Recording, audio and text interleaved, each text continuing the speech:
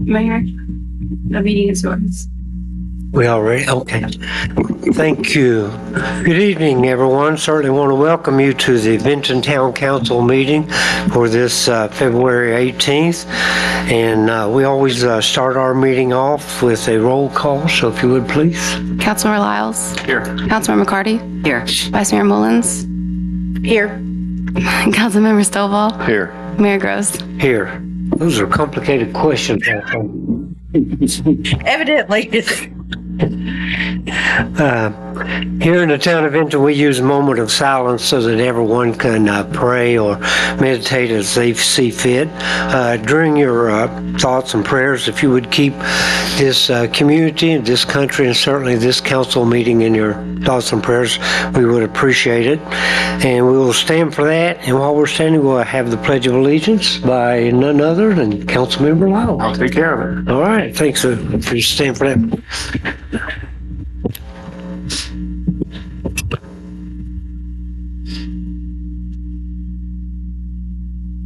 Please face the flag. I pledge allegiance To the flag of the United States of America and to the republic for which it stands, one nation, under God, indivisible, with liberty and justice.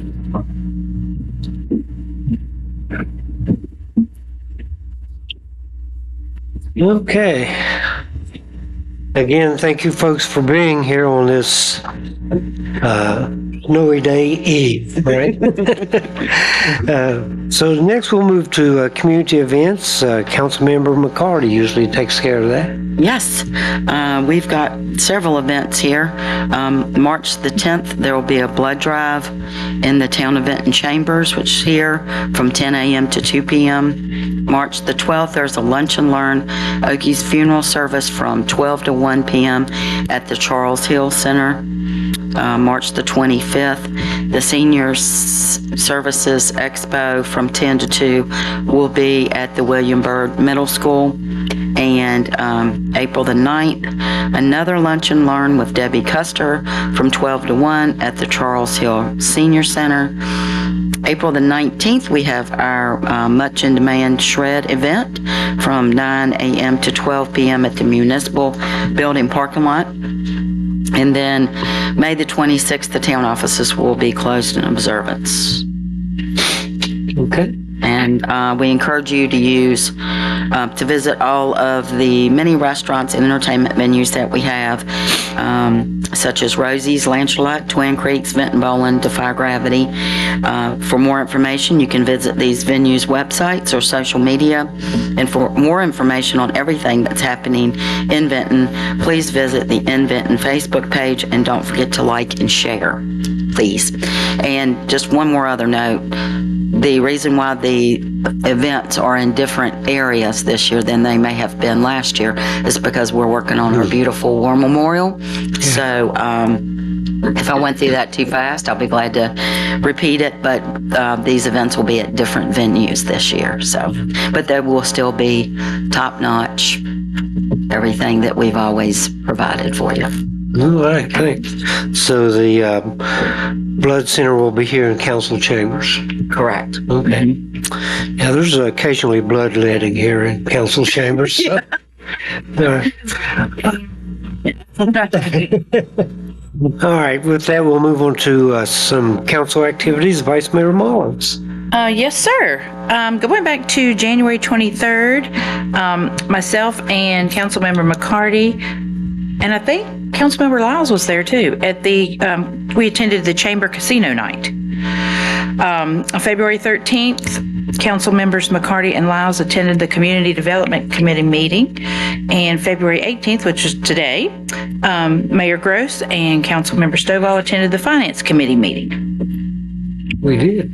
Thank you, ma'am. Absolutely. Appreciate it. Okay, request to postpone or change the order of the agenda. Mr. Manager, I understand you have a couple of changes. Just a few edits, sir.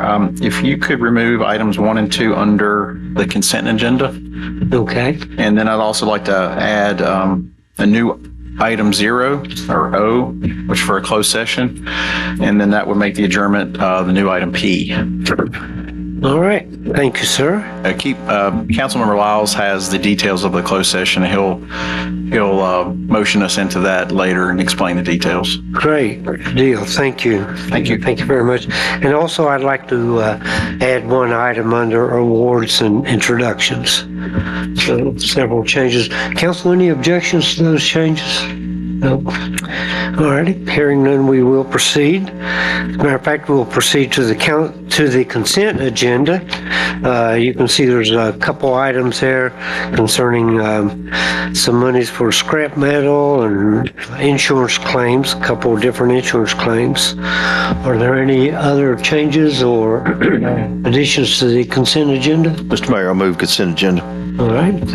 Oh, sorry, go ahead. We have a motion by Councilmember Stovall, second by Vice Mayor Mullins. All in favor, please signify by saying aye.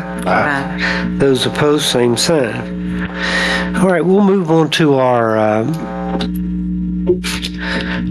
awards and presentations for the evening, and I'm aware that we do have several presentations, but I did want to do this evening. I read an article recently, and I'll read just a few sentences that I thought were very poignant, written by a young man headed home from work. And he saw this row of townhouses, and as he was driving by, he said, "In that moment, something hit me. The most profound revelation, an epiphany of sorts, landed right in my lap while looking at those homes." He thought, people live there. Yes, people live there. People, families, friends, and strangers alike, they all live there. Those homes are the centers of their universes, the place around which they arrange their lives. The big and small moments of their lives happen there. Life happens there. And we, in local government, get to impact that life. They do not now or may never know our names. They may never directly see our work, but our impact is real. We set the stage for all of that. That was written by a great philosopher, our very own Cody Sexton, and it was in the VML magazine for last month. And I would encourage you to read that. It's a couple of pages, very impactful. So, Cody, thank you for being a published author, by the way. And congratulations, I should say. And thank you for your contributions, certainly to this magazine and to the town event. And we appreciate everything you do. Yes. That was a beautiful picture you chose too. Yes. Two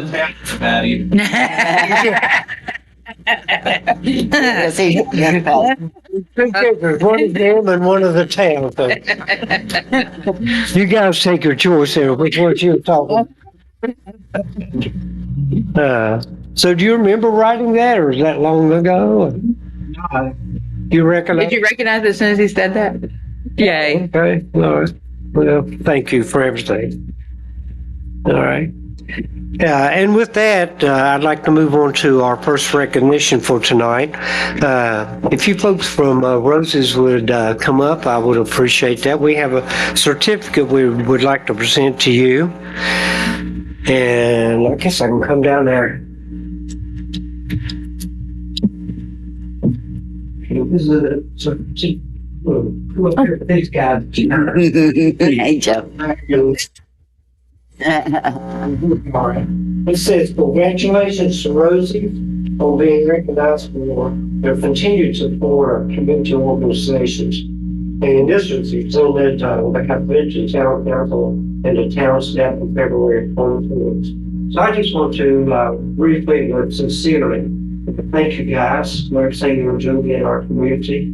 It's regularly that we see you folks see the paper making contributions. You've been great corporate neighbors, and we just appreciate so much. You've been great additions to our community. Thank you, sir. I appreciate it. I think some council members said Yeah, just, naturally being a part of the town, but really hats off to what you do outside the walls of Rosie. And, nobody forces you to do that. However, you offer that to a lot of different people, change lives in the nonprofit side a lot. And we truly thank you. I thank you, all those people that I've been a part of organizations you've given money to, and we truly thank you for that work that you do. Thank you, guys. Thank you so much. We appreciate it very much. And I don't know that people, we see you in the paper giving money to different charities and different organizations, but also the food that you've given at different times, and especially in need, the fire situation downtown, things like that. We really appreciate that. Yeah, I'm sure it did. Yes, it did. And we appreciate that very much. Yeah, you guys always come to the rescue, and it's just very, it's great to have a conversation with somebody and say, yes, Rosie's, they gave this much money to that, organization or whatever, because sometimes people may get the wrong impression and they don't know that you do all this great stuff in the town. And it's always good Exactly. That you're not just Rosie's, you do other things outside of Rosie's. And, you've just been it's been great to have you in the town for more reasons than one. But tonight we're recognizing you for what you give back. So thank you. Yep. Echo what everyone else said, and I hear that a lot of people have a lot of luck at Rosie's, and it's called Rosie's the Lucky Place, and but really Vinton's the lucky ones that we have you guys here, and everything you guys do for our community. And thank you for choosing us, and look forward to the continued partnership. And if we can see a luck, could we get one of them lucky badges that you got right there? Yeah. We need that too. I actually do. So, if you don't know us, Todd Weir is our general manager. He makes sure the whole ship runs. I'm Jeff Small. I'm the marketing manager. And together, we kind of decide where the money that we give to local charities goes. And we get applications from all over the place. And we really try to focus on Vinton and some in the Roanoke area that also serve Vinton community, but really trying to be selective with the gifts. Some paperwork in regards to our Rosie's Gives Back program. If anyone in the community knows of any local organizations that maybe don't know that we give money, there's a guide on how to request that money. So if you're interested in that, I have some pamphlets back there that will help direct people to our website to fill out that application. Cool. Nice. Cool. Echo what Jeff said. Typically, our goal is to give like 25,000 for. So we want to help community. So it's 100,000 per year per facility. You got a grant. Yeah. So our focus is always get back. We're truly family, friends, and neighbors.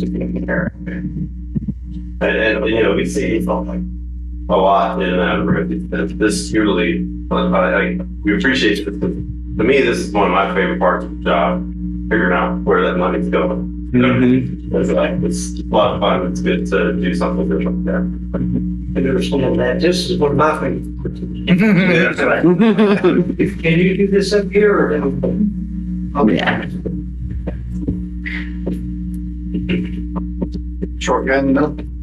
Sure. Oh. That's all.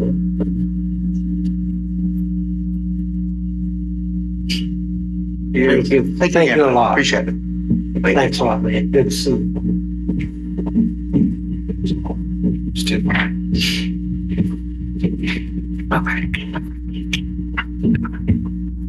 Okay, and with that, we'll move on to the Vinton Historical Society update. And if I'm not mistaken, one of the recipients of Rosie's donations very recently.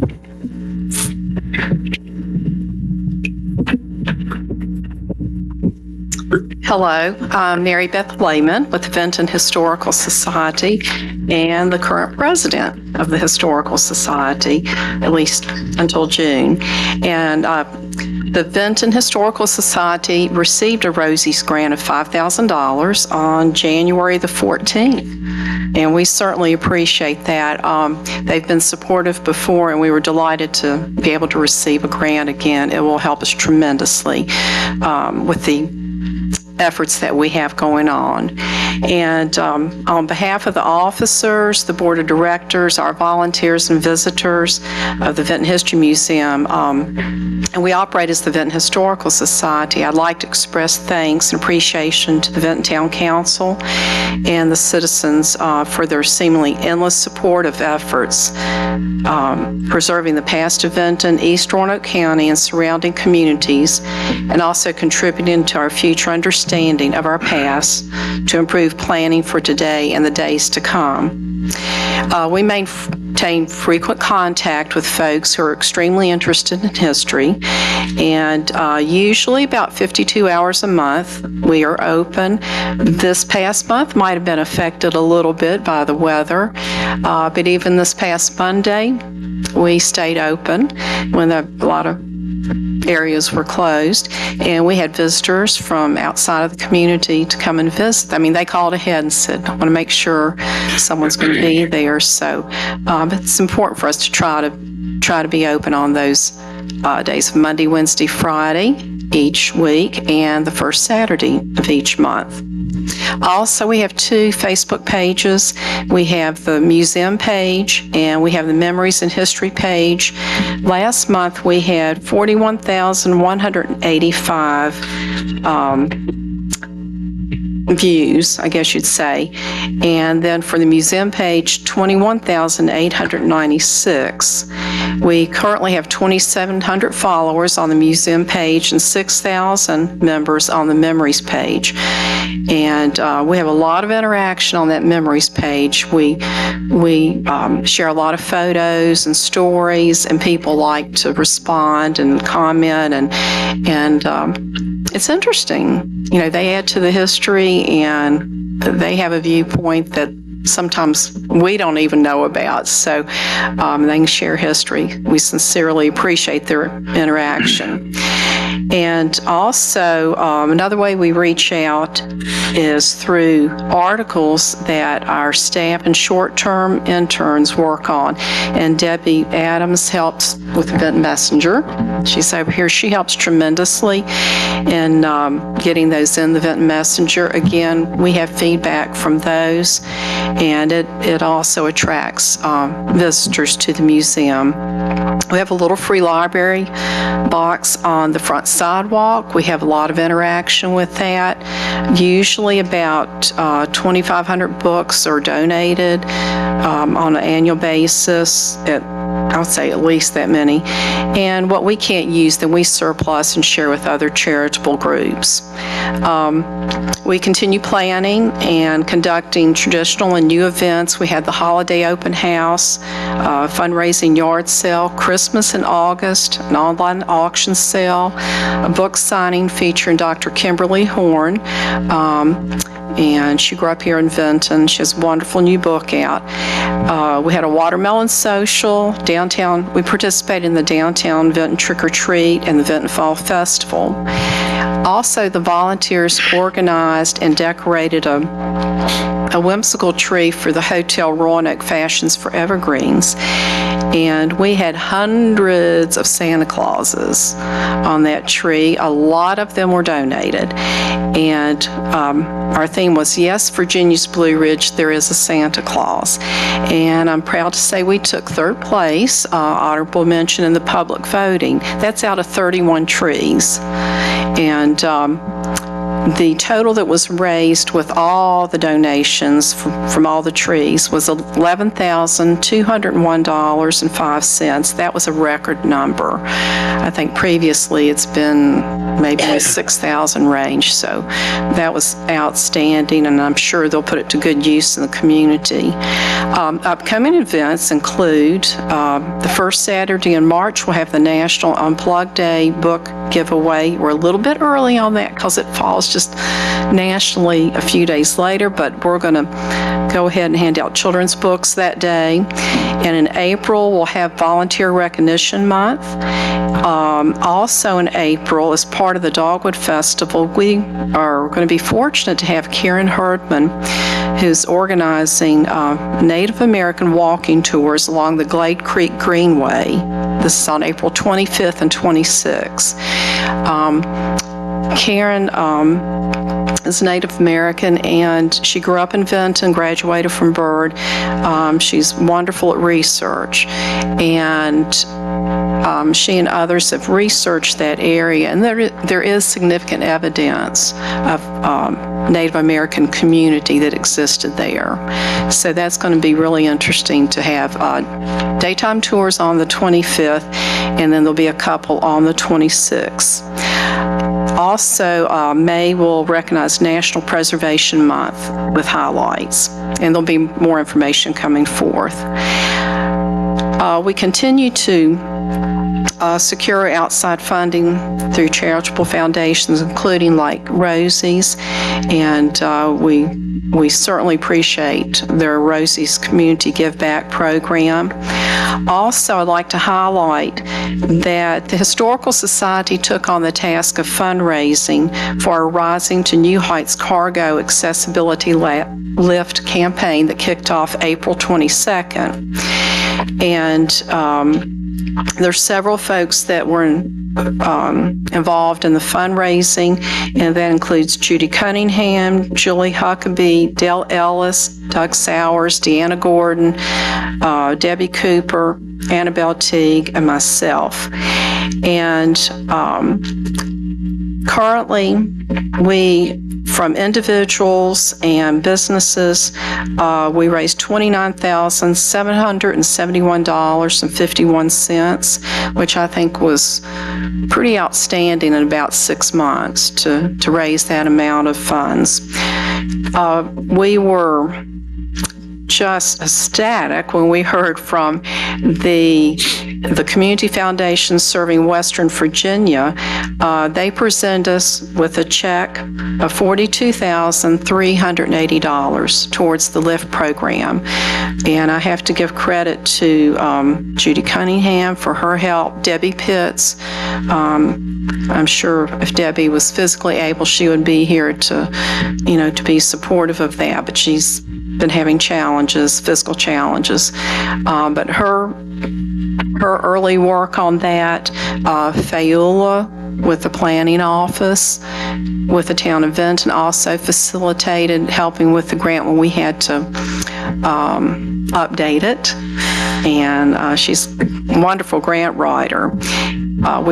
Michelle Eberly, Director of Grants and Donor Engagement, delivered the check, and we gladly received it and deposited the same day.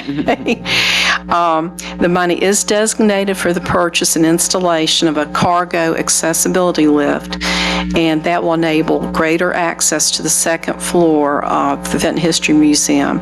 And this will facilitate helping those with mobility issues, both visitors and volunteers.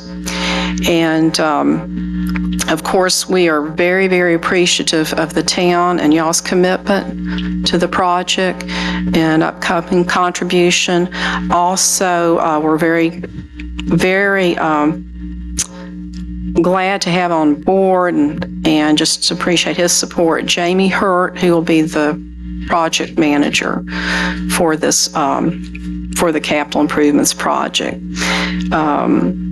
I breathe easier with him on board and being the project manager. And we are working, through the requirements for that and refining a few things and getting prepared, hopefully, for the submission for the permit.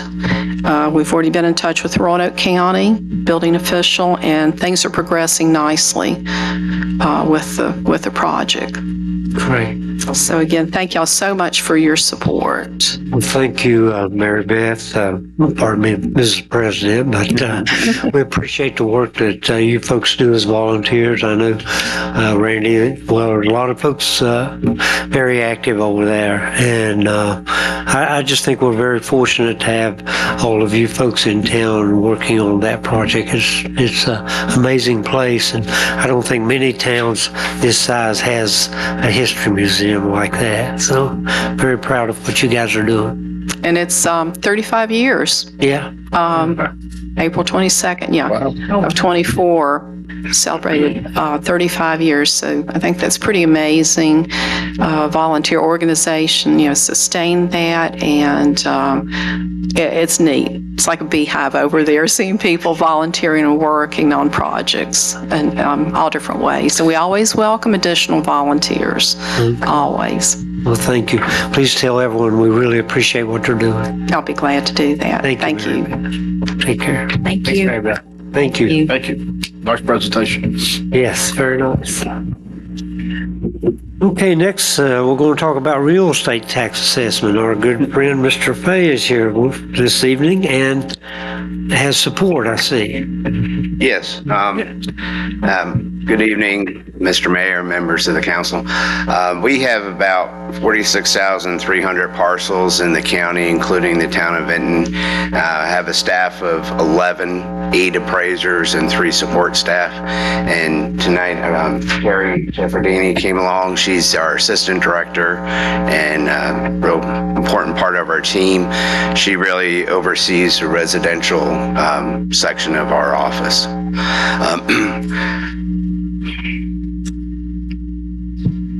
Is it on that side?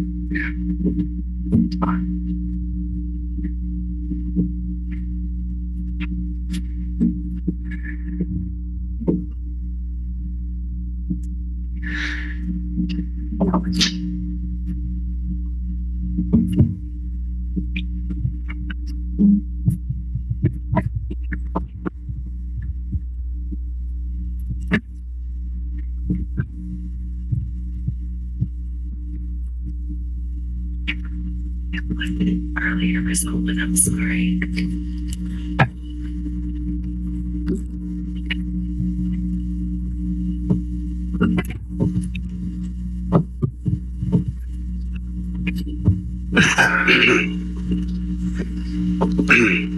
Okay, a little background before we get started on the 2025 general reassessment.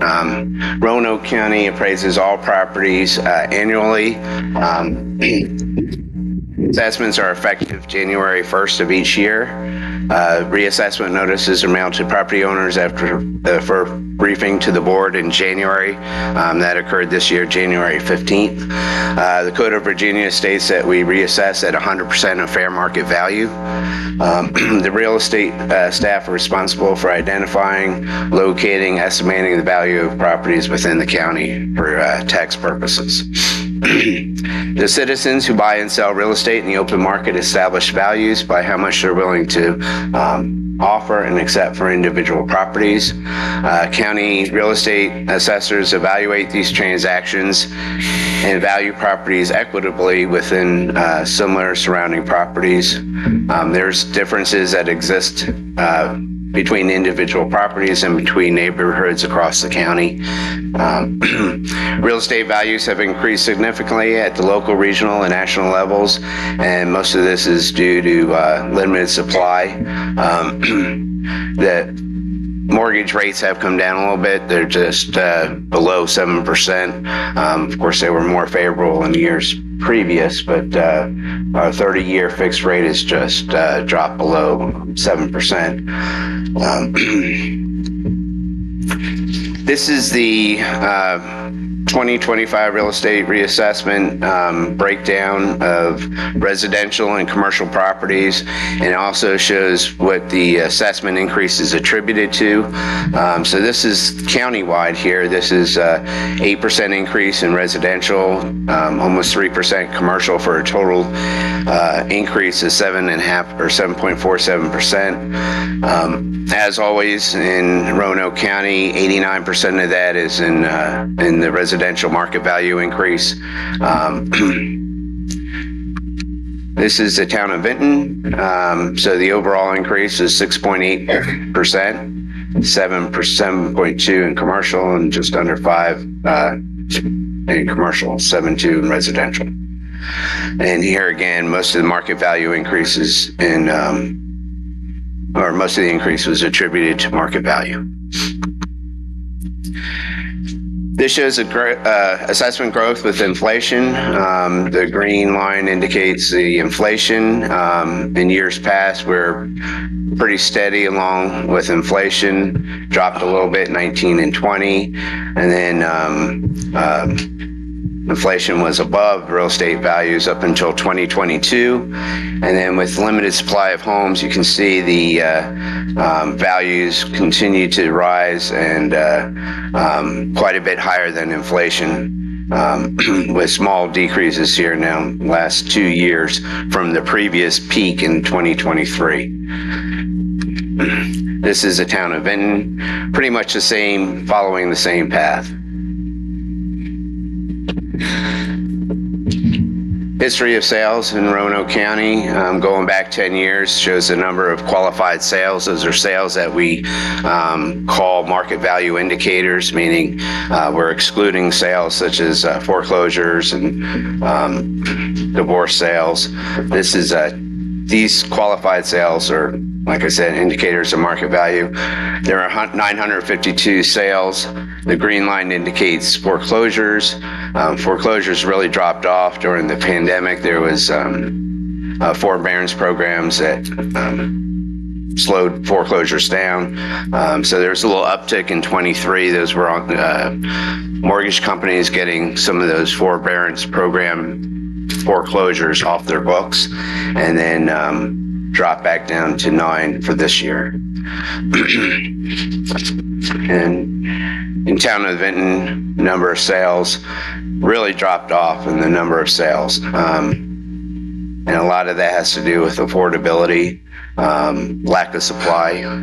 So there were 31 qualified sales in 2024 and just 1 foreclosure. Good news with the lower number of foreclosures. So looking ahead in next year, the local and national real estate markets continue to perform strongly. This is due to limited supply of housing. Typically in Roanoke County, there's about 400 active listings. Right now, I checked this morning, it was 160. So we're typically about 400 active listings. So we're not even half of what a typical market is. So the number of sales continue to decrease. The Federal Reserve has stopped rates increase, possible lower mortgage rates in 2025, given a new political administration. And they're not sure about where we're going to go with the Fed as far as changing rates. Lower rates could move locked-in homeowners to sell. The locked-in homeowners are those that have the extraordinarily low mortgage rates, 3% and less, that they were able to get in 2022, 21, 22, 23 before rates started taking off. Those locked-in homeowners, it's hard to decide to sell. I know there's a lot that have, we have someone in our office that lives in Vinton actually that's has expecting his second child and wants to move up, but he doesn't want to give up that 2.5% mortgage rate. So if we get lower mortgage rates, it could get those people locked in off the fence and could increase the inventory. So we're anticipating, if those factors come through, for an increase in inventory, and then market values level off later in 2025. So the assessment notices were mailed out the 15th of January. We had our informal appeals from the 23rd to the 31st. The Board of Equalization are the formal appeals, and those are 3 dates in April 24th, July 24th, October 30th. The deadline to file for a Board of Equalization appeal is September 12th. Any questions? Any questions, Councilman? Ken, thank you very much. We always appreciate your report. And I got to think one reason there's the number of sales of houses in Benton was low last year because there were no houses to sell. Just the inventory wasn't there. At least that's what I'm being told. So, well, thank you though. We appreciate that. All right, thank you. Okay, next we have a report from Roanoke Regional Partnership, the update. John, always good to see you. And Pete, good to see you. Always good to see you, Mayor, and really appreciate the opportunity, Mayor and members of council. So thank you again. I want to sincerely thank you for the opportunity to present our 2024 annual report. I appreciate the partnership with Town of Benton very much so. I'm joined this evening by Pete Eshelman, Senior Director of Creative Strategies, leader of the Roanoke Outside Program of Work, and again, highly grateful for the opportunity. I want to start with an update on where the partnership is in terms of its Thrive 2027 campaign. Okay, so when we conduct our strategic plan and the board and staff raises private sector funding for the partnership, we do that over a 5-year horizon, and goals are set regarding investment and job attraction, right, for that 5-year period of time. And so 2 years to go on the 5-year plan, the partnership and its local partners are 77% of the employment goal and 141% of the capital investment goal. Okay, so really in a strong position to exceed the employment goal by the end of the 5-year plan, and already proudly, again, with the work of our local partners, we've exceeded that capital investment goal. So the work is translating to employment opportunities for residents throughout the valley, which is really fantastic and positive news.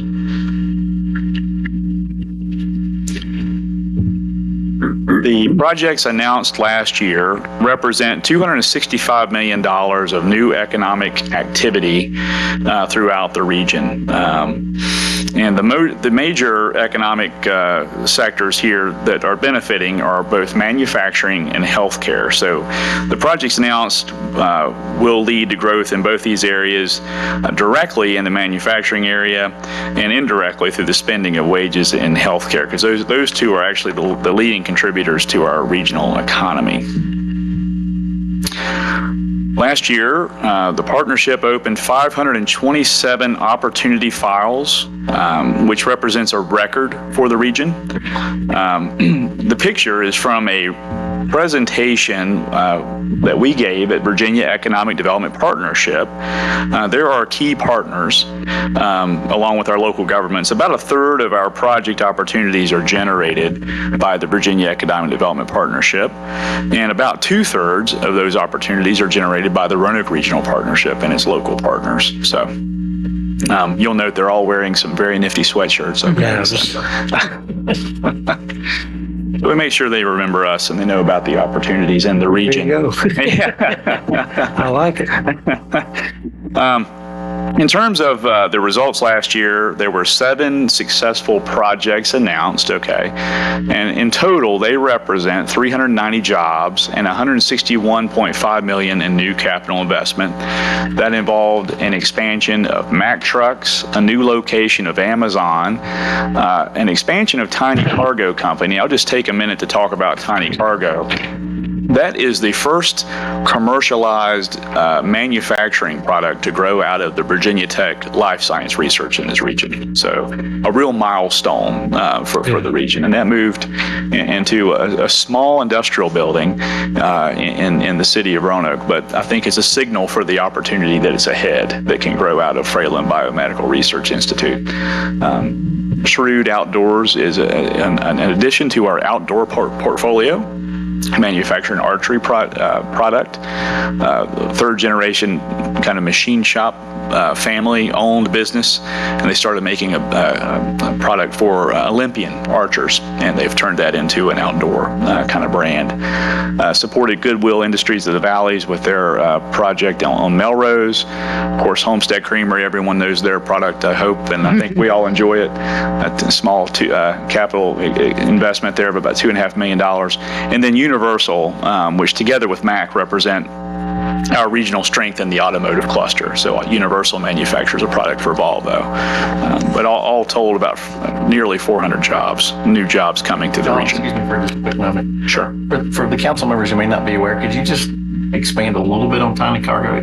Give them a little example of what that actually is? Like, Sure. I think Yeah. it's fascinating. Thank you, Pete. Yeah, Tiny Cargo manufactures a product. Actually, they have a tie-in with Homestead Creamery, believe it or not, in that they take milk from Homestead Creamery and they derive what's called a milk exosome. The milk exosome is a revolutionary method of therapeutic delivery. Okay, so it's they believe it to be more effective than a lot of current therapies and medicines in terms of penetrating various blood, brain, gut, blood barriers, those kinds of things, because it's based in nature. So this Tiny Cargo has a product called Exalacta, which is based, again, in milk exosomes, but they have a special therapy they bind to it that has an oncological, a cancer use, as well as a national defense use case. So it's basically, think of it like an anti-radiation drug, and I've probably butchered that, okay, but that's my very layman's understanding. But they do take a product that's based in milk, they derive an exosome from the milk, and then bind that to a new pharmaceutical, right? And so they're going to be manufacturing exosomes, not just their therapy, but exosomes in a quantity heretofore unknown. Like you could not. Milk exosomes are available in very small quantities on the commercial market. These folks can basically produce kilogram quantities of exosomes with Virginia Tech licensed technology. And so thank you, Pete. Wow. Thank you. Appreciate that. Yeah. Was really excited to see at the end of the year, from August 2023 to August 24, employment growth in the Roanoke region of Virginia actually surpassed that in terms of the growth rate of Northern Virginia, the state of Virginia, and the United States overall. So 2023 to 2024, this market saw substantial and rapid growth of employment. A lot of that is growth from Carilion Clinic, which is a market leader. A fair amount of that is that, some of those jobs that were announced over the last 2 or 3 years that are traded sector, generating new wealth in this region as well. So very, very encouraging and exciting. In fact, I think this is the first time we've seen this type of statistic in my career, right, which goes on about 20 years now in the region. So I can't emphasize enough, I think we're on the cusp of a new era for the region of growth and prosperity. Another interesting stat that we used last year quite a bit in marketing was that from 2019 to 2023, the Roanoke region, on a net growth basis, accounted for half of the manufacturing growth in Virginia. So again, substantial and encouraging things are happening here in the region. New opportunities. We did produce 3 videos featuring all 8 localities and 1 powerful story. Okay, so if you haven't seen our annual report, which we put out digitally, those videos are linked in the report, and they're also available for viewing on roanoke.org. But I encourage you to look at those, and they're also on our YouTube channel and so forth as well. With some great production there, and you'll see again sites from all 8 localities in that series of videos. And we're using that, of course, in our marketing activities. Project numbers are up 100%, over twice the level they were pre-pandemic. Of course, a key part of our marketing strategies is, of course, our websites, and it's not just website because we have multiple. That's why. But last year we did two new websites. A refreshed Roanoke.org was launched in February. Users jumped 156%. We have new video, new photography, updated site selection tool, easier navigation, clean, modern look. It is very attractive, and we're getting kudos from our clients and consultants. And of course, GetToKnowNoke.com we're particularly proud of. Launched in August of last year, users are up over 500%. This tool is intentionally regional, but also is a great talent attraction tool for your employers, even for the town. If you're recruiting candidates, there's tools on there to help you find the right neighborhood for you, based on if you prefer walkability and restaurants and all the great things that Vinton has to offer, right? Or if you prefer to live in the countryside. Either way, there's a recommendation there for you. New video, playful, colorful design, and attractive to young talent. And we're seeing the metrics that result. 426,000 website visitors. I think these are unique visitors, social media following, and email contacts. And all of these represent increases over the previous year. In the event space, very proud of the work that Pete Eshelman and Kate Pedigo do and the Roanoke Outside Foundation, which, and these events, by the way, are self-supporting. This is very entrepreneurial production. So these events are supported by the registrations and by some sales of frankly, some beer on site, okay? But we have about 56,000 attendees, 9 countries represented, 42 states, and we reinvest those funds. The $5.4 million of economic impact, $46,250, okay, is of direct revenue to the foundations reinvested into the outdoors. In 2024, $25,000 specifically invested there in 9 different projects. That represented $4,500 actually specifically in the Wolf Creek Greenway Maintenance Project and also the Tinker Creek Boat Access Maintenance. So the town of Vinton saw some direct impact there. And that's just essentially, again, sort of bonus value that's grown out of our events and outdoor and folks who want to grow the outdoor sector here in the region. Talent attraction is a goal of ours, and we're proud to report that in-migration is brisk. I think this is a reflection of job opportunities that are growing here. We represented, already that we're seeing brisk employment growth.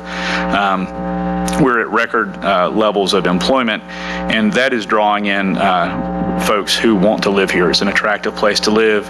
There's a bountiful employment opportunity. In 2024, in-migration is projected to be 3 times that of 2020, again underscoring the region's growing appeal. And when it comes to appealing to new residents, we do have a core, a cadre, if you will, of talent ambassadors that represent a wide swath of the region. We talked about several records tonight. This is another record because this is a 3-year-old sort of project and initiative of ours. We're now up to 26 different ambassadors regionally. And those ambassadors are now organizing their own events, right? Pop-up events that are specific to their interests, like bevy tour, beverage tours. Sorry, they call them bevy tours. I never heard that until they did that. Bevy tours. But there are spokespeople, okay? They do this really on a volunteer basis. They're available for promotional videos, like for STS Group in Salem, who needed to do a recruitment video, rather than put me up there, okay? Because I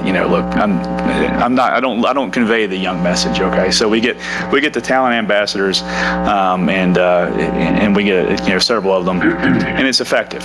They're on social media, but they're working on our behalf to recruit talent. We also work to connect employers with higher education. We held a regional talent summit last year, featured the college presidents of several regional institutions. And the goal there was to create innovative solutions, promote the idea of internships, promote connection between employers and our talent engines of higher education. We had 261 attendees, and over 41% of those were from the private sector, which was really encouraging to see that level of buy-in.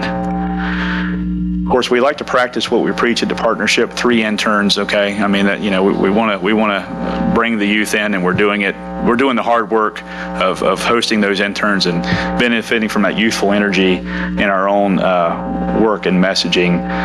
But if we can do it, so can our employers. And we're available to consult on behalf of starting internship programs. We do a summer intern and young professional program called Onboard ROA. Had 46 participants last year. It's a 43% increase over 2023, and our goal is to get to 100 participants. I think we'll get there in the next 3 years, I'd say. Or this year. We'll get there this year, maybe. Sign your interns up, okay, if you have interns here at the town. Cody, Pete, so. And we are look stronger than ever together. We've set several records of opportunity. Employment growth is brisk and migration is high. But more than anything, we can't do the work without you and your partnership and your investment and your support. So I want to thank you once again on behalf of the board and the staff of the Roanoke Regional Partnership. And if we can address any questions, of course, I would be available at your direction. So thank you again for the opportunity. All right, John, well, thank you. What a great report. Some really amazing numbers. So great report. So thank you guys, for all of you. Pete, you too, for what you guys do. I know it seems to me you and the gentleman that's going to follow you are in those organizations that do a lot, but not a lot of people know about yet, which is unfortunate in a way. But I really appreciate what y'all are doing. Great job. Council? I like talent ambassadors. I mean, every picture I saw, they were at a brewery. I know. I'm thinking we should sign up for that, or I'll get Natalie too, and we can just tag along. There you go. John's not saying a whole lot. It's those bevy tours. Yeah. Seriously, thank you, John. Great work. Thank you. Thank you. Thank you. Play a lot of fun, too. Yes, yeah. I'd like to have fun. That's right. Thank you. Thank you. And the group I just mentioned previously, Jeremy Holmes is here from Roanoke Valley Allegheny Regional Commission. Evening, Jeremy. Thank you, Mr. Mayor. Let me make sure I know how to make this thing work. Okay. I need some talented folks to help my slides because I'm not nearly as pretty as John. You don't want me to design slides while I'm at a brewery, I can guarantee. Mr. Mayor, members of Town Council, thank you very much for having the Regional Commission tonight. I want to show you a little bit of some of the projects that we've done over the last year that have affected. Okay. My slides are so bad. The television, apparently. There we go. We'll talk a little bit about some of the projects that we worked on in the last year that have directly or indirectly involved the town of Benton, some of the big areas of work that the commission is undertaking, and then give you a little bit of an update on some things that are happening now that we expect to wrap up in the coming year. I always do start with a little bit of a refresher. I feel like I'm speaking to some of the experts in the room on what the Regional Commission and the TPO does, but I'd like to remind folks what exactly the role of the Regional Commission is. We are one of 21 planning districts in the state specifically charged with addressing issues of greater than local significance. So we're told, help your member localities address those things that extend beyond their borders. A lot of what that is intended to do is help find efficient, cost-effective solutions to regional issues. There's a good chance if you're looking at something, you've got a challenge or opportunity, probably one of your neighbors is looking at the same thing, and our job is to try to help everyone get together, talk about those issues, and find solutions, take advantage of those opportunities. About half of our work is in transportation. Those of you on the TPO know a lot of what we do in the transportation work.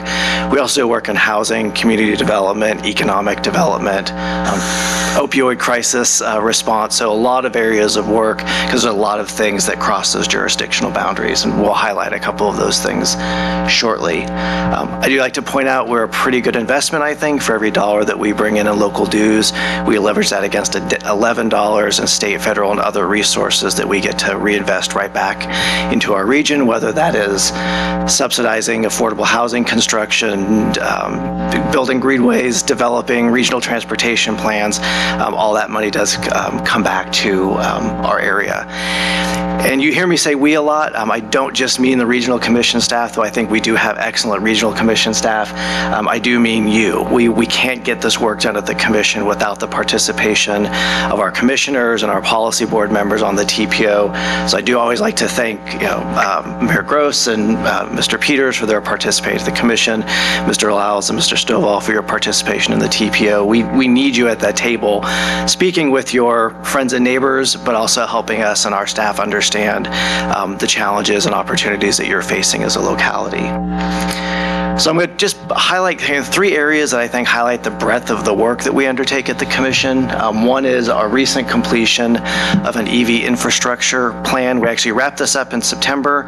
We're going to officially launch this, we hope, next month, but the resources are available. We've been simply monitoring some of the federal situation with funding opportunities and make sure we understand what's happening there before we do too much with this. But it is out there right now for you. And the goal of this plan was to identify basically the gaps that were not being met with some of the statewide plans. So VDOT has an electric vehicle infrastructure plan, and we know that that is a growing part of the vehicle market. It's a lot of people make decisions about where they travel or where they work or do business based on, am I going to get access to a charger to charge my hybrid, my electric vehicle?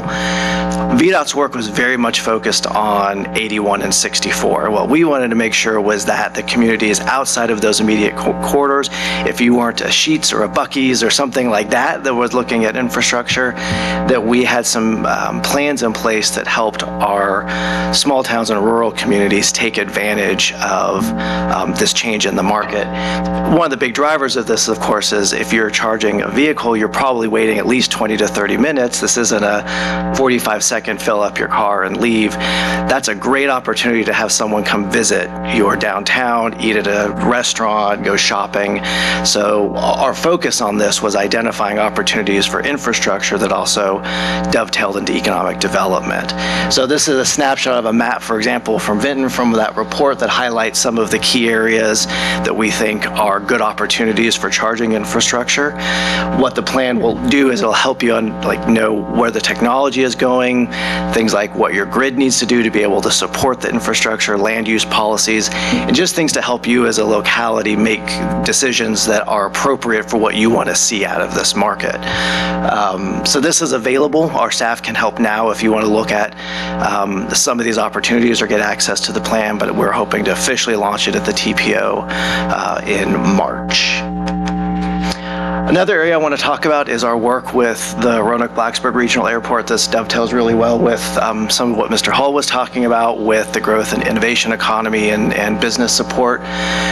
This really started at the commission as an infrastructure project with the early discussions about the potential need to extend the runway of the airport over 581. That kind of falls into our work as infrastructure folks. But through those conversations, it became obvious that the airport is a key economic development tool for the region, and there's a lot more to what's going on there than just this big infrastructure project. As a matter of fact, that big infrastructure project probably can't happen until people understand exactly how important this is for our region. Businesses rely on this to attract talent, to make connections to other business networks. Folks who move here rely on this to keep contacts with folks back home in a state that they may have moved from.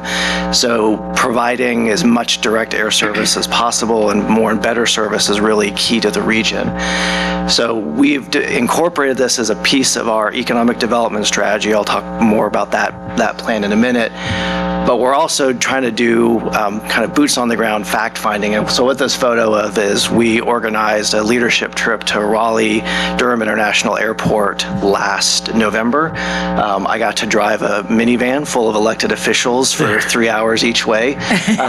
We met with leaders of the CEO of the airport, leaders in both the private and public sector, to understand what they have been working on over the past 10 to 20 years to build business support support and community support for the Raleigh Airport and how that has dovetailed with economic growth in the Research Triangle. We know we're not the Research Triangle, which is probably why they told us a lot of their secrets, because we're not necessarily competing with Raleigh. But it was a really useful way to get some of our elected officials, chamber leadership, and others in front of someone who has a model for how they've done this successfully, to see what we can replicate here. So that's just a first step. We're continuing to undertake this research work, help educate you folks, and but primarily help make those connections to major businesses and private sector so that we build their support. As a matter of fact, I was on the phone earlier with the state, Greg Campbell with the Department of Aviation of the state. We're going to have him down to talk about how some of this stuff works differently in Virginia than it does North Carolina, so we know how to go about supporting the airport and its growth. Finally, I want to talk about greenways. We are not the Greenway Commission, even though we share a word. But what I kind of want to highlight here is our commission's planning staff are deeply involved in behind-the-scenes work of mapping. Amanda McGee on our staff does a lot of the work for greenway planning in conjunction with locality staff at each of our member localities. As a matter of fact, people don't often remember that the very first hired greenway position was at the Regional Commission. If you know Liz Belcher, she worked for Wayne Strickland at the Regional Commission long before the Greenway Commission became its own thing. So we like doing good things and spinning them off into their own areas of work. So we do a lot of behind-the-scenes work to support the growth and investment in the greenways. At the TPO level, a lot of the construction money to build greenways comes through the TPO, through regional decisions to fund these construction projects. Specifically, one thing we're working on to help Vinton right now, it's been slow going, but we are administering the Glade Creek Phase 3 project through VDOT. We think we're finally starting to figure out what VDOT wants, and the RFP for that preliminary engineering is going to go out. I don't want to say when just now for fear of getting something wrong, but very soon to begin moving that project forward. I also want to highlight, this seems kind of maybe like a silly picture, but I want to highlight something that we manage at the Commission, a regional counter project. So almost all of the data around how many people use our trails and greenways comes from physical infrastructure that we manage, either directly or in partnership with local government staff or Parks and Rec staff. And what this does is that gives us how many people are using the greenway seasonally, daily, weekly, and in some cases, is it a bicycle, is it a pedestrian? And that data supports not only our planning efforts, but also funding efforts. And it shows interesting things like how much more popular the greenways became during COVID, even though the greenways were closed down during COVID. So we see interesting data like that. But some of our staff, you see a picture of John Stanton, they're kind of working on the counter. We have to go out in the field, pull that data down, take it back, put it into a system and analyze it. And sometimes we've had cases where suddenly we weren't getting data and John's had to go out and discover a giant spider's nest in some of these boxes and clear. So there's a certain amount of danger in working for the Regional Commission sometimes. But that is one of those not very well understood and sometimes labor-intensive things that provides really valuable data to support, I think, what's roundly considered one of the most biggest regional success stories we have in the Regional Greenway Network. So I could spend the whole night talking about everything we do, but I wanted to highlight just those 3 projects so you can see what we do in planning and economic development and providing technical assistance to you to help you make decisions at the local level. A couple of things that are in process, just so you know that these are coming up in terms of big regional plans. We are initiating a regional truck parking study. Mr. Sexton was our first volunteer to serve on the planning group for that study. And this is looking at as the growth in sort of on-time delivery, like immediate delivery freight, things like the Amazon distribution center create additional freight traffic. We have with it trucks parking in places they don't belong in order that they can get to the distribution center on time. This is going to look at what are some policies, some things we can do both from the public side or maybe working more closely with the trucking industry and distribution centers to create more safe opportunities for truck parking. funding. So that's on the way. Many of you have probably participated in our hazard mitigation planning led by Kevin Jenks and Amanda McGee. This is a process that is required to get either pre or post disaster funding from FEMA. There's a number of years ago, there was a tornado that hit Lynchburg, and they had not completed this plan, and they could not access FEMA funding to deal with some of the outcome of that disaster. So this is a really critical product that you all participate in that establishes strategies for preparing for natural disasters and how to recover from them. And I feel like if you look at all the downed limbs in my yard, have felt like in the midst of a natural disaster for the past couple of weeks. And the last thing to emphasize is our comprehensive economic development strategy. This is where projects like supporting the airport as an economic development amenity come in. This is a product that we do with the Federal Economic Development Agency. This is another one of these plans that is a prerequisite for funding in a lot of cases to support industrial site investment, talent, workforce training, that sort of thing. We are undertaking the 5-year update of that plan. So there's little updates every year. Every 5 years, we kind of pull it down to the roots and rebuild it with a focus on whatever the region's sees as its economic future. We had a kickoff at FBRI. They are coming up a lot in tonight's presentations last November.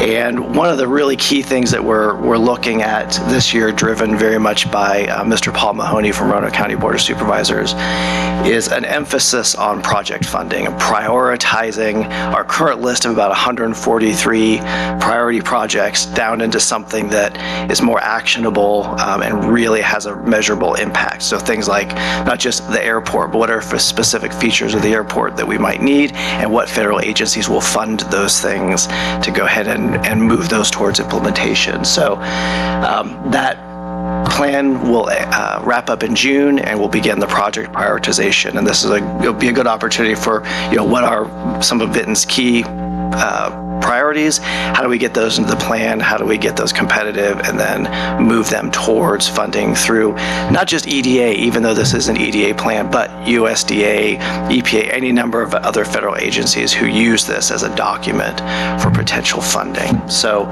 those are some things that are coming up. I ran through that quickly, but I wanted to just give you a kind of the skipping stone across the river's view of what we're working on right now. I'm happy to answer any questions, but I want to echo John's appreciation. You got two big regional agencies in front of you tonight, and we can't get anything done without your participation and support. So I appreciate being out here and appreciate all of you participating in our meetings and letting us know what you need. We're here to help. So I'm happy to answer any questions in the interim. Jeremy, thank you for a great report. Council, you have any questions? I don't have questions, but we appreciate you. Yeah. People don't realize, naturally serving with Mr. Lyles on the TPO, and there's a lot of moving parts, a lot of balls in the air. You've got a lot of different localities grabbing at money naturally. I'm sure like you have, and I try to be an ardent reader of the Wall Street Journal, the cuts that are taking place in Washington can definitely trickle down, with the formula changing for the smart scale and those Greenways money. So, but you do a fantastic job. I do apologize that you have to put up with the chairman of the TPO to cut. But anyway, it is what it is. But anyway, we appreciate you. We appreciate the work that you do for us. Thank you very much. Thank you. Thank you very much. Yeah. Jeremy, I would echo what Mike just said. We certainly appreciate you and the staff. You guys are very professional, and both these groups do a lot to contribute to the success of this valley. We're very, very fortunate. So thank you guys. Right. Thank you. All right. With that, we'll move on to citizen comments and petition. This section is reserved for comments and questions for issues not listed on the agenda. Anyone? No? Okay. All right, so we'll move on to reports from committees, and we'll start with Mr. King. Right, Mr. Mayor, members of council, thank you for this time. We met just a few hours ago to have the Finance Committee meeting looking at January financials. So I wanted to just quickly highlight some of the revenues that we've seen and the growth there. As we talk a lot, Vinton really thrives on consumer-based revenues. So we really depend on people being active in the town and taking advantage of the things that we have to offer. Wanted to look at local sales tax. We're about 8% over budget where we hope to be this point in the year, which is exciting. We talked about Rosie's. They've left now, but parimutuel activity is 14% over our projection this point in the year. Our cigarette tax collection is 58% over budget. In fact, we've already exceeded the FY25 budget in terms of cigarette sales. Then our meals tax, our biggest revenue producer, is 7% above budget. We touched on the Vinton Business Center earlier. It exceeded this year's budget expectation by about $25,000, which is good. That means that there has been additional investment, most likely in business personal property, and then of course the real estate, just assessed value growth there. So as far as expenses go, the only major budget changes that we've got there are based on really unforeseen expenses. I touched a little bit on maintenance budgets, so things that were unforeseen at the period of budget creation that have popped up. So then I wanted to touch on the appropriations that we talked about earlier. Those were covered in the consent agenda, but just to recap quickly, there was $1,455 that was a scrap metal appropriation. There was just over $1,300 in a public works vehicle damage insurance appropriation, and lastly, the nearly $50,000 insurance appropriation from the PFG signal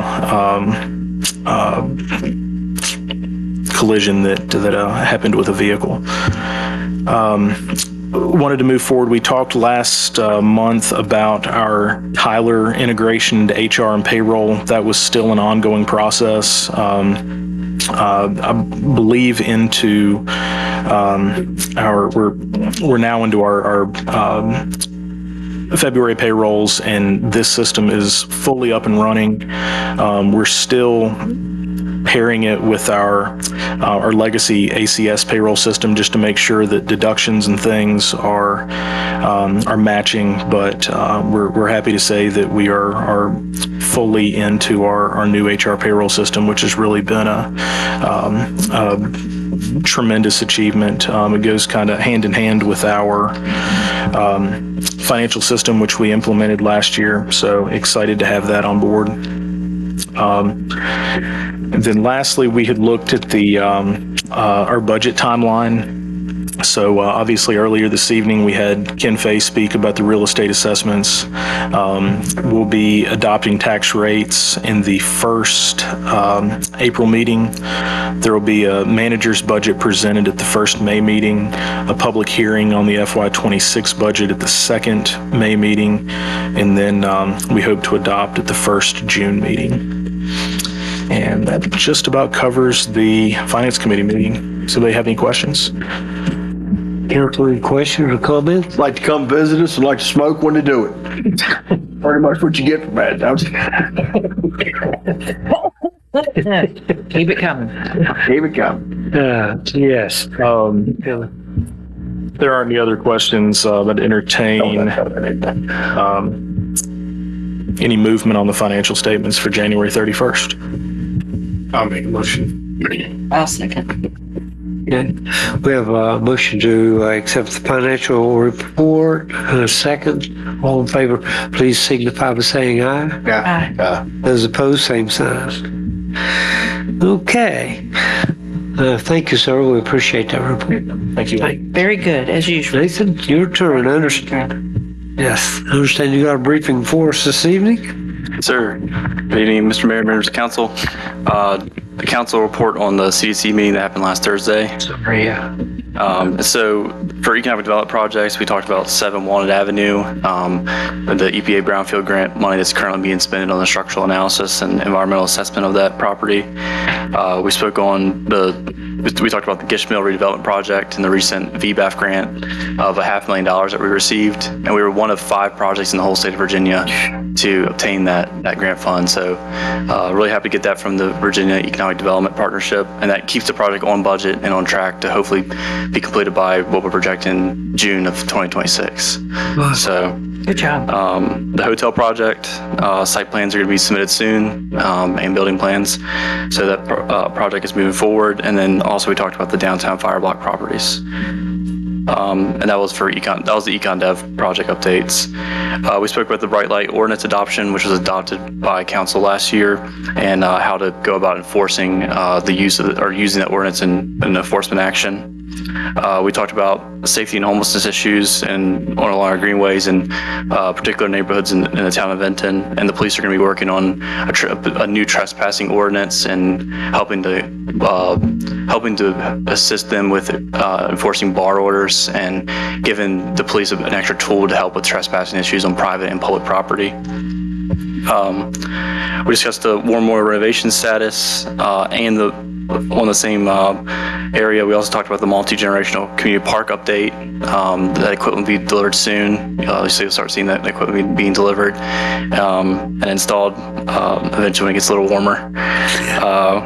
Nathan, can I interrupt real quick? Yes, sir. We need to come up with a name for this park instead of the multi-generation community parks. You got to give that some thought.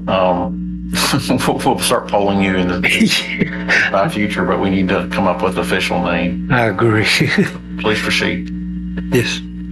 And those plans have also been submitted to the county as well. They also have to be reviewed for site plan as well for the park. And we talked about the Vinton Chamber of Commerce agreement, the Dogwood Festival 2025 for this year in May, and then moving on to transportation project updates. We talked about Glacier Greenway Phase 2B. It's almost completed. The guardrails need to be installed. It did experience some flood. I don't want to say damage, but because the project's not over, but there's been a substantial amount of flooding and debris that's on the project due to the recent flooding this past weekend. The Wolf Creek Greenway restroom facility project. We're working with the vendor and getting that delivered, and all the environmental process that has to take place before that can be delivered and installed. The Gus Nix Boulevard Traffic Safety Improvement Project in March, that simulation will be taking place on Gus Nix in the city and town side to see how that new road configuration could work. The Dillon Drive Advanced School Zone signage, just a request to add additional signage to the side streets to adjoin the school zone so that you know you're entering a school zone if you're not going through a through traffic area or you're not already traveling along Hardy Road in either direction. All the town's traffic signals have been synchronized again. We discussed the use of the Future Safe Streets for All implementation grant to possibly look at the entire Hardy Road corridor, because as we adopted last public hearing that plan, now we can actually look into what project we're going to implement, and Hardy Road seems to be the highest priority. Obviously, we'll follow back up before we pursue those grants. We discussed the renaming of Bypass Road. And then finally, the Roanoke Valley Greenway Commission, just the news of Frank McGuire, the Green Commissioner, resigning. So I just wanted to give an update to the committee on the next steps with the Greenway Commission. So that was a lot of items there and different topic areas. But if you have any questions, I'll do my best to answer them. Wow, you guys were busy. Mm-hmm. Yeah. Good job. Good job. Obviously, I was from the Community Development Committee, and now I understand you also have a briefing for us. Isn't that right? I do. Yeah. So the briefing is on the rezoning of 2 split zone parcels on Highland Road. This is over across from the Bluebird Apartments.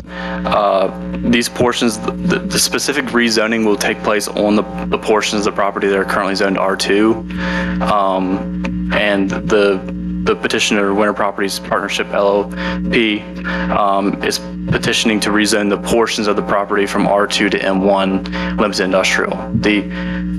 The parcels are split zones, so the other sections of the parcel are currently zoned M1s, and so they're petitioning to have the entire parcel zoned to M1. The main purpose, based on their application, is to allow for a new vehicular access point off of Highland Road. So if you know Winter Storage Properties in Vinton, currently people have to access the property from Railroad Avenue down Wesley. So they're looking to have a new access point on Highland Road, and that serve as the primary commercial entrance. They also include an application that within this area that they're proposing to be rezoned to M1, that there could be also allow for the expansion of the self-storage facility use in the future, possibly in phases. One thing to note, however, is with the rezoning, the council has the ability to accept the proffers in place, and town staff did work with the petitioner on those proffers, and those are included in the staff report. Keep in mind the only proffer condition for this rezoning would be that the listed of permitted uses only applies to the rezoned portions of property. So it's not going to apply to the currently zoned M1 areas, and it won't apply to the entire, if the developer chooses to combine all the parcels in the future, it's not going to apply to the entire property. That 5-acre property, it's only going to apply to those 2 areas that are currently zoned residential. But those listed uses are going to be the only permitted uses going forward with this rezoning if it's approved. You might ask why the properties are split zoned. Based on staff research, it seemed like in the 80s, following adjacent to the Norfolk Southern right-of-way, the town decided to zone those areas M1 limited industrial, and that's why on the same parcels you have 2 different zoning. It's not ideal, and then it does lead to situations like we have with this rezoning. Additionally, another reason why this rezoning case had to be brought up, you can't have according to case law research in the state of Virginia, the accessory use has to serve a primary use on the same parcel. So in this case, having a commercial entrance off of Highland, crossing that property that's zoned residential, it wouldn't fit the zoning because it's not serving a residential use, it would be serving a commercial use. So you can't just add a commercial entrance across a residential property. So the only real way to allow for a commercial entrance was to rezone the properties. And that was just the initial conversation. Another major thing to note is that although in your staff report, you may see site plans, conceptual site plans for future expansion, or designing and designs and future aspirations of the property owner, none of these plans are going to be proffered as a part of the rezoning. The only thing proffered is the list of permitted uses. So even approved, or even if the rezoning is approved, we're not going to hold them to the site plan that's in the report. This is only meant to serve as a conceptual idea of what could possibly go there in the future. But it also means with that permitted use list that the property owner or future property owners could always not have a storage container or storage unit operation. They could use another permitted use, but we just include that in the packet because that's what the petitioner wanted us to include. But the staff report goes into all the topography and the history, access, and everything about the intended use and the details of the property.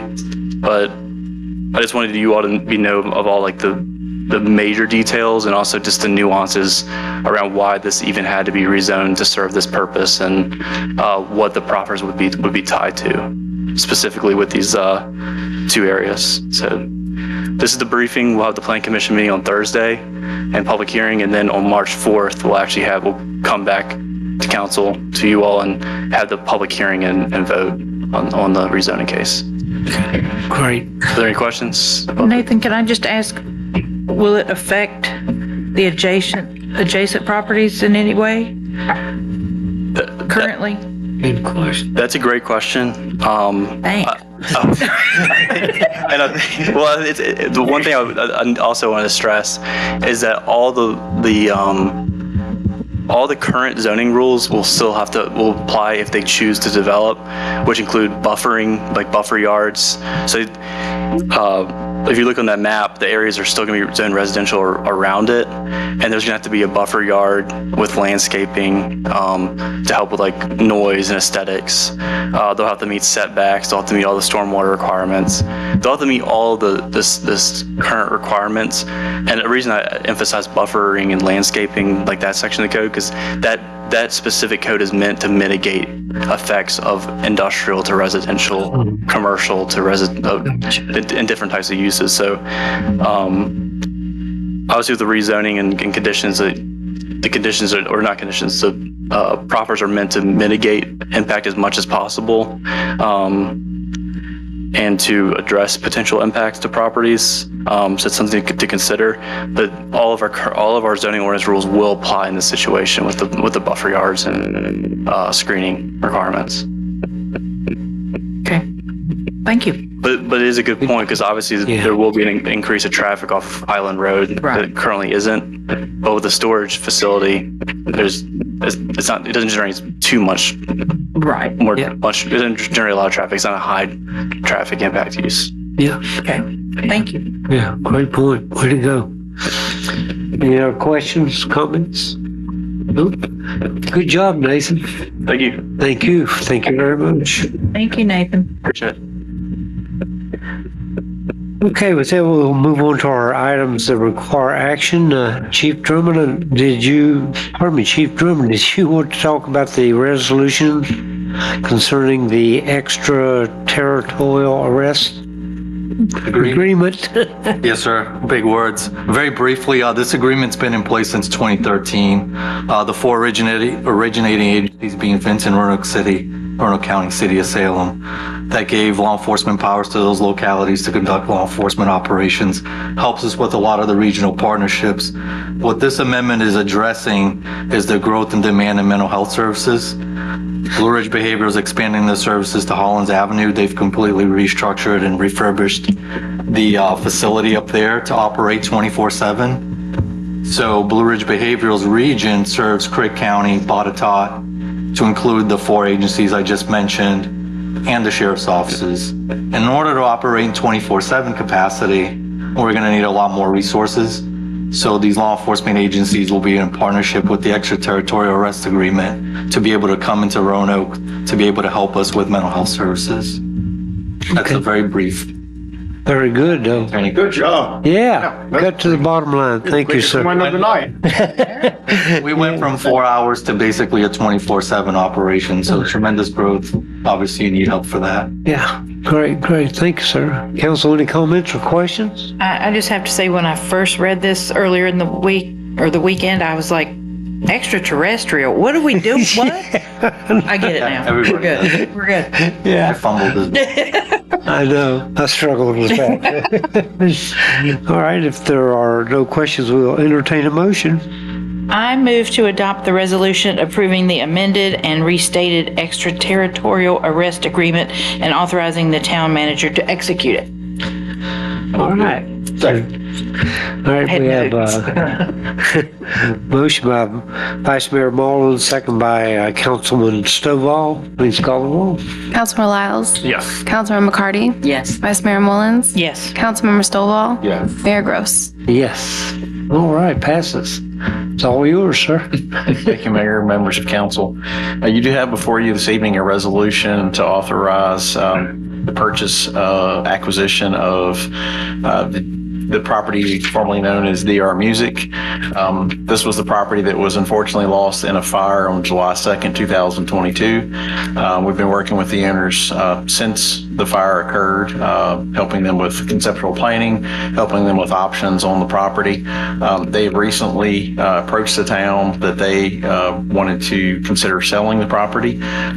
So the town, in consultation with council, felt like it was a very proactive measure to step forward to acquire that property so that we could have some influence over the repurposing and redevelopment of that site. So we have no imminent plans on what that property will look like, but we are discussing opportunities for potential grants from the state. Ms. Loop that's in the back, she's been working on actually with Jeremy and the regional commission on a possibility to get some funds from the state to assist with redevelopment. And we've also been working with adjacent property owners so that we can really get the most bang for our buck in that most strategic site in our middle of our downtown. As I said, we do have a resolution in front of you. Be happy to answer any additional questions you may have. Our plans are to close on this property, I believe, in April. We have specified a date in there that we like to close by. Cody's going to talk in a moment about some of the funding arrangements on how we're planning to pay for the property. But like I said, that's our recommendation. Thank you, sir. Council, you've heard the details of the proposed resolution. Any questions, comments? I move to adopt a resolution approving the purchase agreement for 101 East Lee Avenue and authorizing the town manager to execute it. Second. Oh, go ahead, Keith. We have a motion by Councilmember McCarty, second by Councilmember Lyles. Please call the roll. Councilmember Lyles? Yes. Councilmember McCarty? Yes. Vice Mayor Mullins? Yes. Councilmember Stovall? Yes. Mayor Gross? Yes. Resolution passes. I would like to say it is not, as council knows, but just for the public record, it's not our intentions to remain the owner of this property. We're just going to be custodian of the property for short term to properly help redevelop it and hopefully get it back in the private sector on tax rolls. But this is just a kind of a stopgap measure to kind of facilitate the next phase of its life. Well, congratulations. Yeah, it's a good investment. Yeah. Yep. Congratulations on closing this deal. I know it wasn't easy. Thank you. I know there's been some uphill battles, and so, and you stayed the course like you have on a lot of different issues and closed it, and it'll truly make a difference for us. And thank you. Good job. Good job. That sounds like a challenge for you, Jim. But no, seriously, good job. That's a good point, Mikey. Hang in there. Thank you, sir. Appreciate it. Good job, Pete. The Pete Peters Park. There you go. Little Richie Peters Park. Richie Peters Park. Oh, man. Yeah. Don't write that down, Debbie. Oh, good. Before we get in trouble, let's move on to the public hearing for this evening. We're going to talk about some budget amendment, and we'll officially open the public hearing with a report from the staff. Cody, if you would please, sir. Thank you, Mr. Mayor, members of council. So the public hearing tonight on the budget, on the proposed amendment to the FY 24-25 budget and the appropriation associated with said amendment is triggered by being greater than 1% of the total budget. So state law requires that to be held as a public hearing. This budget amendment and appropriation goes hand in hand with the action that you just took for the purchase of the property, as Mr. Peters outlined in his agenda item.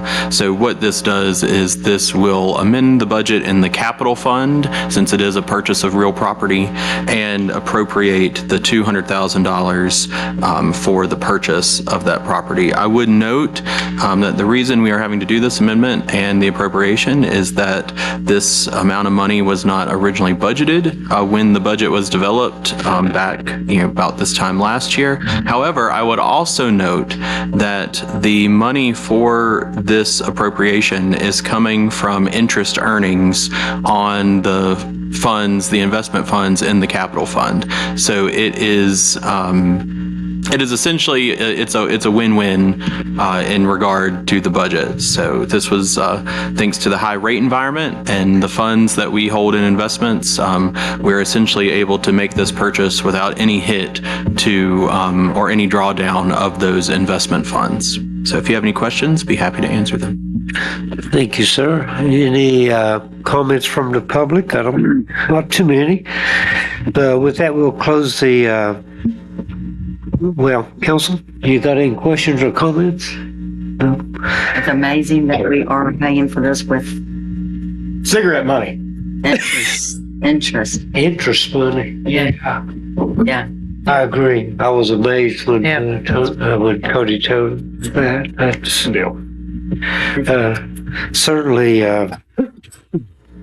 it's awesome that we can do that. And I guess it points out that having those funds are very valuable in a lot of ways.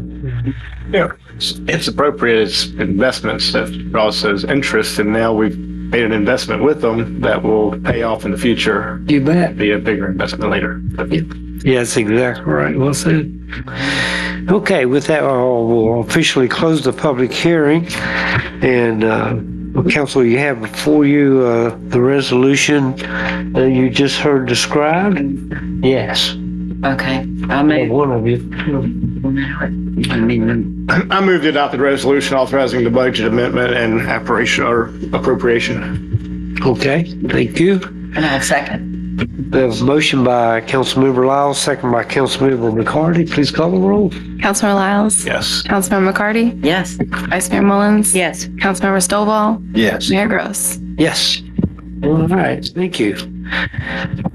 All right, at this point, we usually make some kind of comment about Jeremy's tie. Jeremy forgot. Yeah, forgot the tie. Good to have you with us, Jennifer, right? Jennifer Baker, yeah. Yeah. I'm here for Jeremy tonight. He had to be in Washington County this evening, so he sent me. I'm happy to be here. Thank you all very much for having me. Thank you. We're glad you're here. Good to have you with us, and you're welcome to come back anytime. Are you impressed with the way how professional we sound now with all Trained this? really well. And actually, Sound real good, don't? Yeah.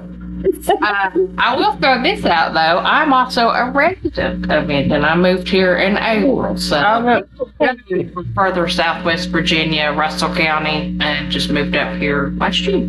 All right. Welcome. Welcome. Well, welcome. Yep. Yeah. That's Yeah, I hope we haven't scared you. yeah. Yeah. Yeah, I hope we didn't scare you off. Mr. Town Manager, I guess it's your turn. I just wanted, and I don't want to steal anybody, council's comments, but I just want to kind of publicly thank the police department and the Public Works Department on the response over the weekend. You know, we've had a couple of mild winters. This year has not been the case. We've had a number of winter weather storms, and then you throw a flooding event right on top of that. So I think the police department has always do a great job of responding to the site, get the scene safe for the general public. Not everybody observes those recommendations, but nonetheless, Public Works staged road closures early before the event, anticipation event. So the PD does a good job of making those calls. And even though this occurred on a weekend, there is no day off really for the police department. However, Public Works did come in. They were on the spot around 3 o'clock on Saturday, getting all that in the works. And they were back on the job on Sunday getting cleaned up. And then Monday was a state holiday, President's Day, and the Public Works staff was again in on the holiday to get the roads cleaned up, to get the debris removed from the bridge. They did a remarkable job getting that done so quickly. And I want to say about 1 o'clock yesterday, the road was reopened after. I mean, it was, I sent the photos. It was a significant event. Those pictures didn't do the debris justice. How much was? Just wanted to, pass along my appreciation to the staff. They do a wonderful job. They don't even hesitate. It's not as we have to beg and ask. They're already proactive in reaching out, telling us what they're going to do before it's being done. So, Wow. For example, tomorrow morning, Public Works, they're coming in at 4 a.m. We'll be stationed, ready to go to get the snow removed as it's falling, and they just do a wonderful job. People don't notice. Yeah, that's a good thing when they're not complaining about it when it's actually getting there. Anyway, that's all I really had. I guess the one other thing I'll say, this kind of fun fact, we picked the address for the hotel. It's going to be 525 South Pollard. They still have 525. That's 525 South Polk. a certain ring to it, doesn't it? Did we have an address? It's just, I like these little small increment successes. Yeah. For the fact that we have identified an address. Exciting. Broke ground on it and we haven't started building, but, that's kind of a milestone. Yeah. So just thought I would mention that. Very exciting. Yeah. Thank you for that. Yeah. Council, I'll turn it over to you for your final comments. Councilmember Lyles, you want to start? Just like what Pete said, with over the course of this winter, all of our staff always does what they always do, step up and make it seamless. So we appreciate it. See what they do tomorrow. Don't even know it's snowing. Yeah, we know what they'll do. Yeah. Oh, yeah. Yeah. Maybe you have anything further? Just that we have the best of the best. Yep, you're right. Vice Mayor? Thank you, everyone who was out there and sending pictures and keeping us informed. I appreciate that. And this meeting was full of good news, as usual. I like it. It was a good meeting. Yeah. Mr. Stovall? I'm good. Everybody's done tagged all the bases, and of course, once again, naturally, we know that as Sabrina said, the staff that we have and the hard work that everybody puts in, and we do truly appreciate that. So do the citizens of the town. And I would certainly echo those comments too. I appreciate all of our staff and crew. You mentioned the police department, public works, but administration was out there, so I was very impressed. Our staff does a great job. And just briefly, I'd also like to thank staff for organizing the work session we had with the Planning Commission and our consultant. That was very informative, very productive, I thought. So it was really good. And thank you, Anita, for reminding us about the Greenway Open House. It was held on February 5th. I think those types of meetings and planning opportunities are really, really valuable, because a lot of things that we're doing now were planned a long time ago. So it's always exciting to see the opportunities we have when we have those types of planning opportunities. So thank you, folks. Great job as always. All right, with that, I guess we will consider the closed session, sir. Yeah, I move that the Vinton Town Council resolve to convene in closed meeting pursuant to Virginia Code 2.23711A29 for purpose of discussing the terms and scope of multi-generational or multi-jurisdictional public contract, where discussion in an open session would inadvertently affect Town Council's bargaining position or negotiating strategy, and pursuant to Virginia Code 2.237A8 for consultation with legal counsel retained by Town Council regarding specific legal matters associated with multi-jurisdictional contract requiring the provision of legal advice. That was good. Did he get it, Jennifer? Go into closed session now? Yeah. Did he get it? Mr. Lyles, I will say that Jeremy specifically suggested that you read our motion good. Thank you. Appreciate it. I mean, we sound superficial, even though even our motions that we haven't even discussed yet are even written out for us to make sure that we approve them. So unless somebody had an emotion up here that was not an approval motion. Oh, that would be scary, wouldn't it? Right. So anyway, at least we sound professional. Yep. So, yeah, we need a second. I'll second. all in favor of the closed session, please signify by saying aye.